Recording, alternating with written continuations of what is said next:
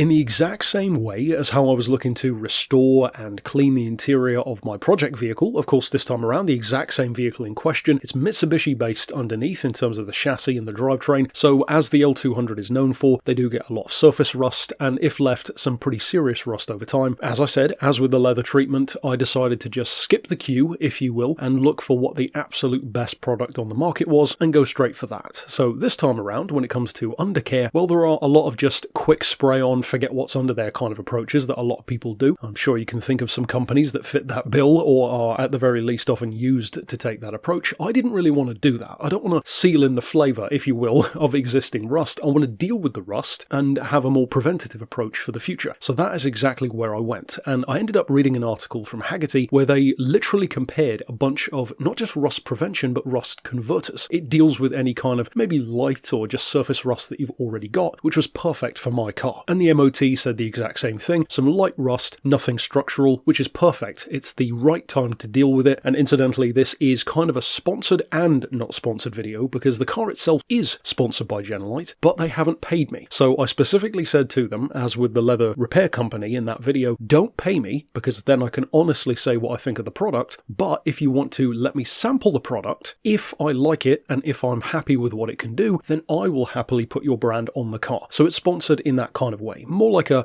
rolling review rather than a traditional sponsorship. And the fact that it's on the side of the car, well, that should tell you everything you need to know. So one of the reasons why I like Jenolite is because unlike a lot of those spray-on ones, you can approach the vehicle depending on how bad or good it already is. And you've got three main approaches. You've got preventative, you've got kind of a light level, which is what mine was, you know, presentable but some surface rust, you'll see here as I'm getting off of the car, and of course a vehicle which is either pretty far gone or at least has some rust which is maybe starting to peek through. Now in the case of that one, I would recommend probably doing more than just covering it up.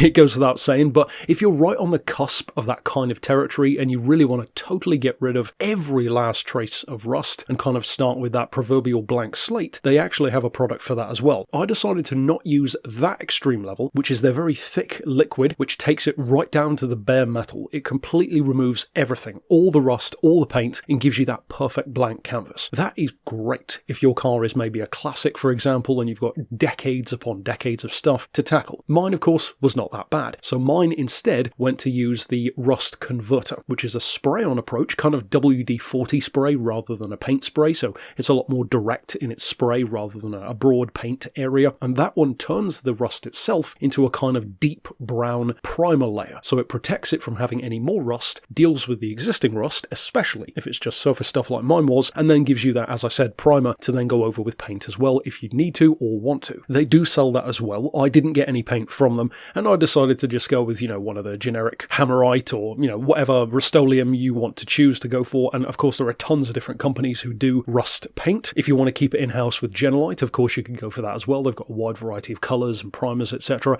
And then, of course, as well, they've got stuff like the wax oil spray, which I do have, but I wanted to at least give it a few weeks or a few hundred miles, whichever came first, to see what kind of condition the body was in underneath, to see if I would even need to use the wax, at least at the moment. As you see the car here in the video, about 400 miles later, it still looks exactly the same. It still looks great. So I actually haven't used any of the wax oil protection yet. If I do start to see any kind of significant stone chipping, then I'll probably give it at least a layer of that as well. But this is what I'm talking about. You've got all of these different approaches depending on how bad the car already is and how much protection you want to give it. Some people I know don't like putting wax underneath the car. Maybe you've got a show car, for example, and you don't like, you know, stuff from the road sticking to it like dust or whatever. For me, I couldn't care less. My vehicle is built as an off-roader anyway, so I couldn't care less, as I said, if it gets dirty underneath. Most of the time people aren't going to be looking underneath like that anyway, so it depends what you want to do. The reason why I would always recommend having some kind of wax coat if you're doing crazy mileage with loads of risk of stone chips and stuff like that is because if you think about it, your paint protects the metal, but then what protects the paint? The reason why most cars rust isn't from the inside out,